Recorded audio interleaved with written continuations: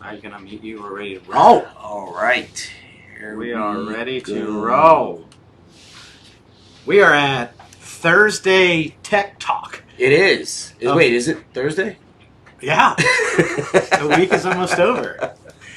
Welcome everyone. I'm Greg. This is Danny. I think you guys know us already. Danny, Greg, Danny. We're live on LinkedIn right here. Hi to our LinkedIn folks. We're live on Facebook up here. Hi to our Facebook folks. And we're monitoring on we need like a picture of our rig here, I think, right? Like, I can handle that. Thursday Tech Talk. That's right. Where's that audio coming from? That's me. Yeah, we got multiple angles going on here. So this episode, or what we do here, this is our real-time show. We try and talk about sort of topics related to video marketing, live streaming in particular. Danny and I are both fans. We're helping people get their lives in order, their live streaming lives in order. Yeah, we definitely know. We just did a panel talk last week, and there was a lot of video people there. There was produced, there was long form, short term, live. Five panelists. Yeah, 5 panelists, and not that we want to toot our own horn, but beep beep. Everybody was really interested in live video, and I think because it's this whole area of they don't understand. Yeah. You're still scared. You still don't know what to do. There was a lot of fear, and me and Gregarious just find this opportunity to start make you get a little more comfortable with it, and kind of let our brain puke out on Thursday. So we'll field questions if you want to pop questions in the comments, but. You want to talk about what we kind of learned and what we kind of went over at this panelist talk? Yeah, So I would say there was a bunch of different takeaways in those, right? I do. And I think probably one of the main takeaways. I think one of the things that we talked about when it comes to sort of getting it started with video in general. One I think was that video has sort of arrived, as a proper vehicle for businesses to use. I think historically we've seen some hesitancy about getting into it for any number of reasons, but I think people are getting over about it quite a bit. I think. Yeah. The second thing that we saw was that there is sort of a lot of breadth in the ecosystem of video, and so it is not a one-size-fits-all solution per se, and it's also about choosing like the best or appropriate tool. For where you're at in your business. Yeah. We broke it down that there's timing involved with this. Where are you at in your business? Where are your platforms? I think one of the things we all agreed on, it's really depends on your business and where you're at in this process. Some of you might use live video right now and get great impact. Some of you might be afraid of it, and a 30-second produced content piece could be better for you. But what I want to know is how many people are still afraid? Like, if can be honest and be like, look, I am still scared shitless. Look at our faces. We don't belong on video. Yeah, right. Yeah. Everybody's, we don't, but we do it. But I want to know who's still scared. Like, who has that fear? Yeah. For live video. And just be honest, and that just helps us understand who's still there and in that fear. Yeah, moment. Absolutely. So in Dan and I, in taking our notes, we sort of like sketched out the ecosystem a little bit. Just so I think like for people to understand a little bit about the different kinds of content that do exist in the video ecosystem today, right? And so it's sort of on a spectrum, right? Danny's probably got some examples, so if you're watching us on Facebook, which we'll link to later as well, you'll be able to see these. But there is like what we call like the ad hoc content, right? So I think this in that category is like things like Instagram stories, Facebook stories, like sort of stuff where you're likely just doing it on the go from your phone, like maybe an iPad, right? The production level may or may not be elevated, right? Like, I think a lot of people, you can do small things to improve, and we'll go through these in the future episodes, actually, right? Yeah, totally. But ad hoc stuff, so a lot of the storytelling, very authentic, I think, right? Sort of less produced, is at one end of the spectrum. And then we looked at a few other forms that exist inside of there. And so like next we put on our list sort of the next in the complication level, I guess, right, is live, right? So we made a distinction between live and then later streaming, right? So live is like what we're doing right now. Yeah, right? Live is live. You're going. That's right. You likely have to live with it. Yeah. Instagram stories, you can kind of film it and be like, was that good? Redo, discard. Delete, do over. So there's a little less of that you putting yourself out there aspect. Yeah. But what we're doing today is you just kind of go. Like, yes, if we make a royal mistake and Gregarious drops unfavorable words, then we can delete it. Yeah. But we're moving. You're Yeah. going through this, and this Yes. is just us. It's real and raw, and Yeah. it's what people And like. so it's still authentic, right? So It authentic. is. It may have some production polish, applied to it, right? Like the software and the tooling, I think, does facilitate like slightly different things, right?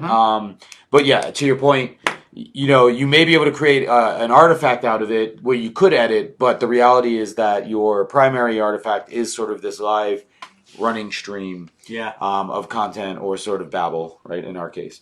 With right? that being said, though, pro tip: Facebook just recently released the ability for you to trim live video after the fact. Oh, really? Yeah, like so the it's actual live, the actual replay live version. You're right? not necessarily editing like you're chunking pieces out, but it Yeah. allows you to shorten it. Okay. So if you wanted to take it and you're Take out all the parts like, hey, are we streaming Yeah. yet? Right. or a helpful tool, Yeah. to be honest. So this actually just came to me in this exact moment. Yeah. So this is an aha moment. It's a live. This is a live. This is a live awakening. aha Yeah. moment from the Facebook live streamer. Do you know why they do it? You know Why? why it makes sense? You could work really hard to just hang out and wait for people to get on your live broadcast. Yeah. But then you could shorten up that intro piece so that the Got you. replay audience The vamping part. Yeah. The replay audience would immediately be engaging with your content, while you Which could makes be- sense, right? Yeah, That makes so much That makes sense. perfect sense. That's That right. was my aha yeah. moment. Yeah. Okay. Well, that is a good use case, by the way. I think that does make a ton of sense. Yeah. Because one of my biggest pet peeves is when people are like, "Hey, let's wait for people to hop on." Yeah, Because I yeah. know that's going to ruin your replay audience. Yeah. Because people are going to be like, "I don't got time to Right. wait." But if you could trim that off, that's Really good man. point. So a everyone great- go what make a- sure if you are doing live streaming, I think that is useful. LinkedIn, where I'm streaming to, does not have that capability just yet. But there are a lot of things coming, I'm sure, down the pike. Right. But live is really good and powerful because I think like there is this bridge between sort of like sort of authentic and sort of professional, right? Like if I were to Yeah. put like labels on the polls, right? Mhm. I think like one. The more authentic forms of content, that ad hoc stuff, the live stuff, right? Really like conversational. This is us, kind of raw, kind of exposed. Does not speak to the quality of the product per se. It speaks to the nature of the conversation more, right? Totally. So then we move to I think more of the work like that Danny does as well with his clients, which I would say like is the short form and long form content, right? Yeah. Yeah. And I think I can throw up a example, at least on Facebook. So come over to Facebook if you're there. I can throw up a short form. Well, I thought I sent the Chris Franks one. I'll throw up a short form one in a second. So while Danny looks for that, I'll just explain. Like short form, I think would be like 30-second clips, maybe 1 minute, right there. Where are they used, Danny? Instagram. So on Instagram, you want to use a 1 minute clip. This is short teasers. So Yeah. what I'm going to show you is an example of content that was filmed live, but then 2 or 3 weeks later, just to kind of keep that marketing touch. I think short form can be a way of just keeping touches on Right. people, because we know there's that marketing touch side of things that Yeah. people just need to stay involved in your brand. It's that little touch. It can also be uploaded to stories, things like that. So you can have that content to be uploaded to stories, and then other platforms like Right, LinkedIn, things right. like that, where you So want to. this is that content that's sort of like the cookies you make from the dough. Most important thing for you to remember. Let's see what we can do. So that extent like of where you do repurpose sort of your live content, take out the most salient moments, take out the most memorable or viral moments, The most important thing for you to get them up remember into is your opinion does not matter. My opinion does not matter.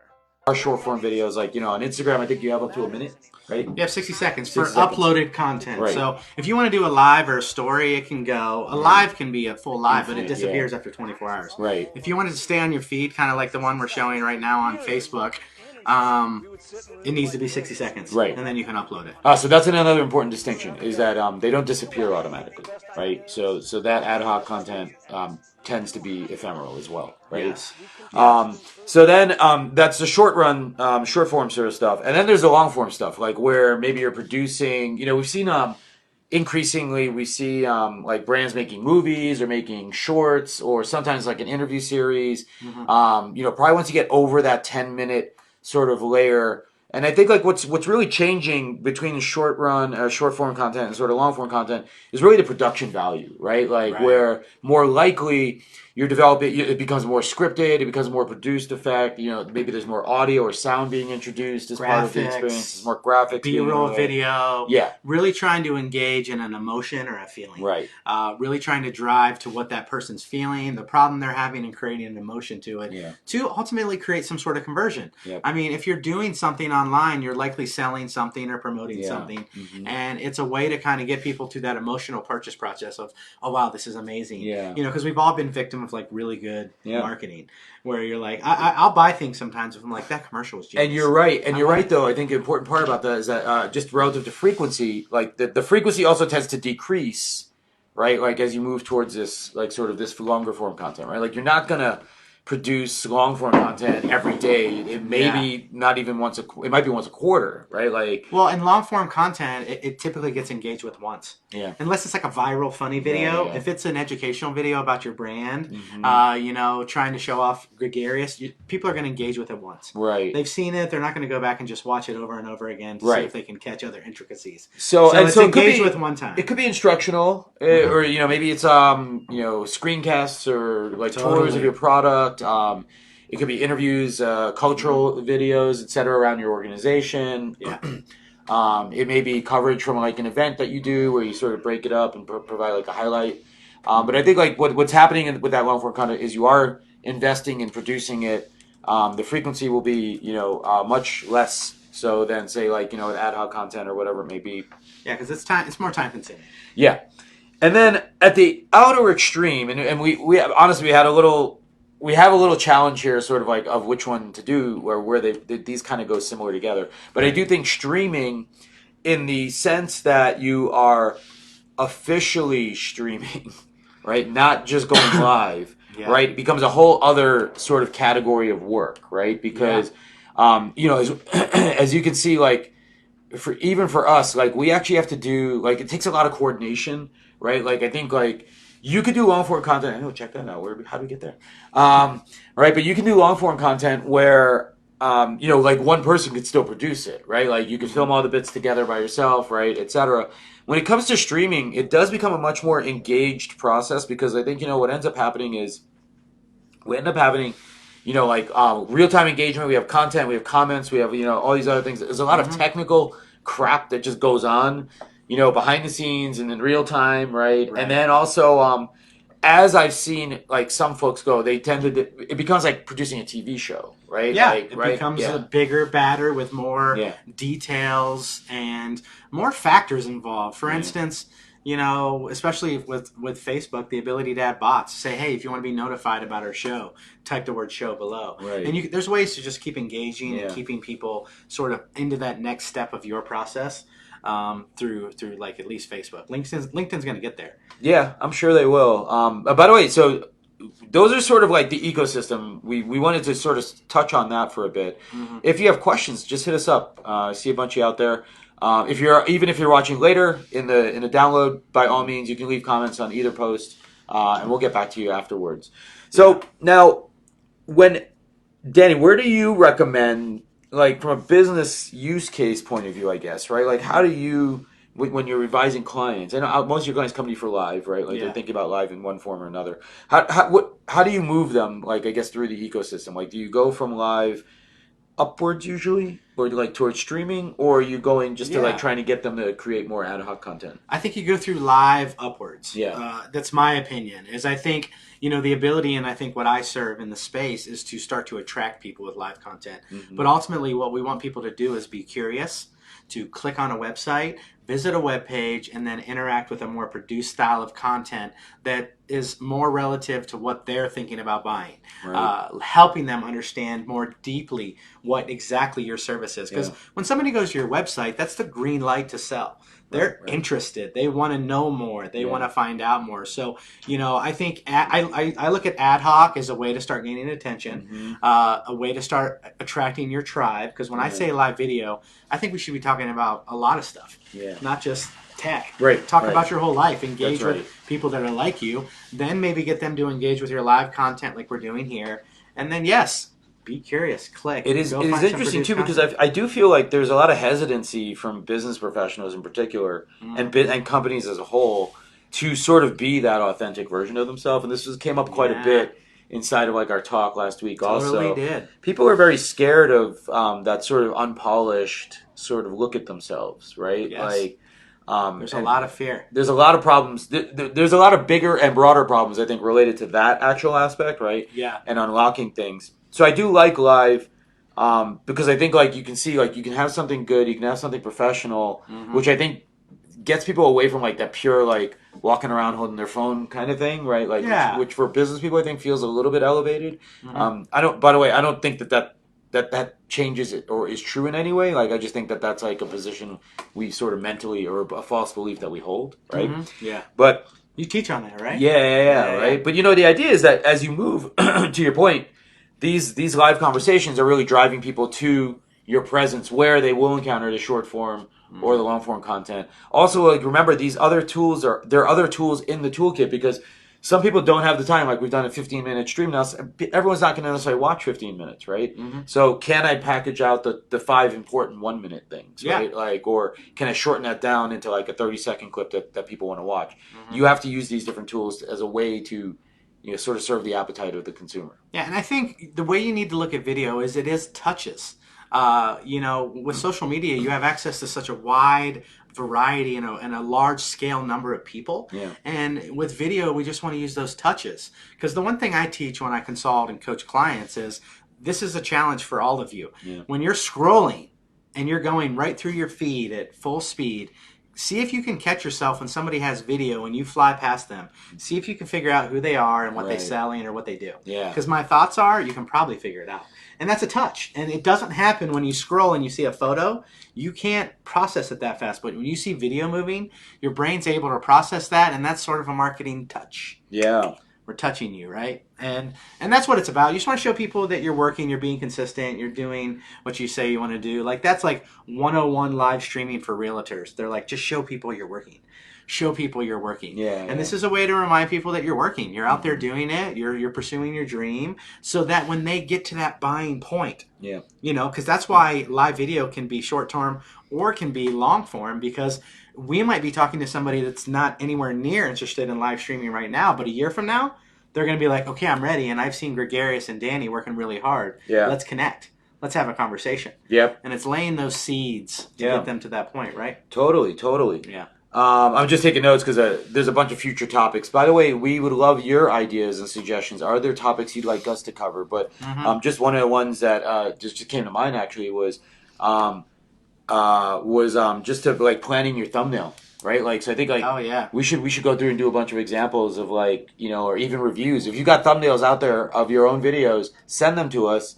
We'll take a look at them for you, like, and we'll do it like live on the show, just to show you like ways that you can optimize or improve like how you're visible in that stream. Because as Danny's making the perfect point, if people are just rolling by, swapping by, right? Like, are they going to know what show that is? What are you talking about? Who's in there, right? Like, etc. Right? And then also, is it interesting? Is it compelling? Right? Like, is it monotonous, etc. So, really interesting stuff, I think. So, I've got a few topics down that I know we should cover like for future episodes. And I know one thing I'm excited about is we want to share all of our apps, all of our tech tools Got that we one down, favorite use. tools. Yeah, I mean, I'm pumped about that because surprisingly, I was telling Gregarious about this. A lot of people don't know what Fiverr is. Yeah. Which is a really good resource for a small business owner that's trying to get their business up and running and doesn't have the skills or ability to create content. That when they hear you say the word thumbnail, they go, what the hell is that? Right. Because they don't know how to create it. They don't know the value Yeah. of it. But if they're like, okay, I need a thumbnail, they can go over to Fiverr and pay somebody what, $10? Yeah. To create them. You know what we should a do? We should run an experiment on this one. Like, let's do a Fiverr